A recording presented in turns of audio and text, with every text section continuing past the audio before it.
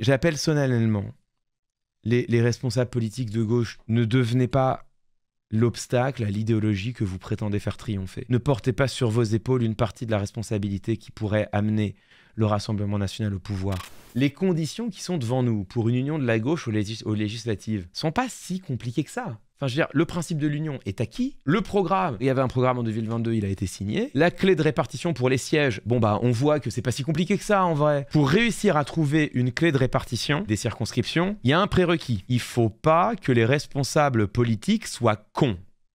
Les petits calculs de boutiquier, c'est pas moi qui a commencé. Oui, mais il y a 6 mois, j'ai fait un bon score. Oui, mais aujourd'hui, c'est moi qui est premier. Il va falloir, s'il vous plaît, juste essayer de pas être con. Je m'adresse solennellement à l'ensemble des responsables insoumis, écologistes, socialistes, communistes. Je parle en mon nom propre. Il est possible que quelques électeurs, électrices se retrouvent derrière mes propos. On s'en fout de vous. Votre devenir politique n'a strictement aucune espèce de conséquence pour la nation française et la politique française. Que certaines personnes braves, de bonne volonté, qui ont travaillé, qui méritent d'être élues, ne le soient pas au profit d'autres, on s'en fiche. Nous sommes à 3 semaines de voir l'extrême droite arriver aux portes du pouvoir. L'enjeu, c'est de ne pas voir la France basculer dans le fascisme. Face à cet enjeu, on se fiche de vous. Je vous en conjure. Je crois ne pas parler qu'en mon nom. Soyez responsables. Une partie de la France vous regarde. Ça vaut pour le dernier point. Il va falloir trouver un nom pour conduire cette union. On va se parler franchement, ça ne peut pas être Jean-Luc Mélenchon. Il suscite une détestation telle qu'une partie de la gauche ne votera jamais pour lui. C'est juste, c'est injuste, on s'en fout. Le devenir personnel de Jean-Luc Mélenchon ne compte pas plus que celui d'un autre. C'est pas fini. Raphaël Glucksmann, ça ne peut pas être lui. Pour les mêmes raisons. Il faut trouver un nom, n'importe lequel. On s'en fout. C'est pas la question. Et là, j'ai commencé à voir certains dire « Ne vous laissez pas avoir ».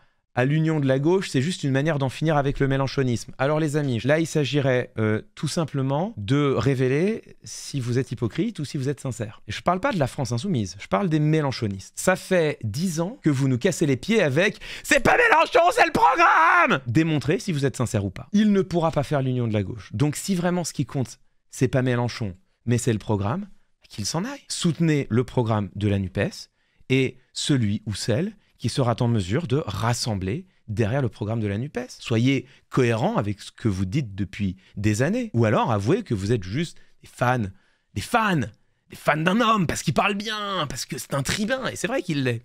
Et alors là, c'est autre chose. Par contre, ça veut dire que vous faites partie du problème et plus de la solution. Mais c'est autre chose. Donc il faut que ce soit quelqu'un qui soit simplement en mesure de ne pas être détesté. Moi, c'est pas mon rôle de vous dire qui. Il se trouve que François Ruffin est le premier à avoir appelé à faire un front populaire. Il se trouve que François Ruffin n'est pas détesté dans la gauche non LFI. Il se trouve que François Ruffin est un insoumis qui a été désigné par Mélenchon lui-même comme un héritier potentiel, hein, je vous le rappelle. Bon bah écoutez, voilà, si les gens sont capables de se rassembler derrière Ruffin, bah que ce soit Ruffin. Au-delà du programme, si ce qui vous importe, c'est les prolétaires. Parce qu'à un moment donné, il y en a marre des politiques qui pensent à la politique sans penser celles et ceux à qui elle s'adresse. Si ce qui vous importe, c'est vraiment les pauvres, celles et ceux qui subissent la politique libérale d'Emmanuel Macron depuis 7 ans. Si celles et ceux qui vous importent, c'est les étrangers en situation régulière ou non, les exilés présents sur le territoire qui vont subir de plein fouet une éventuelle politique du Rassemblement national. Si ce qui vous importe, c'est réellement le bien commun que pourrait produire, d'après vous, le programme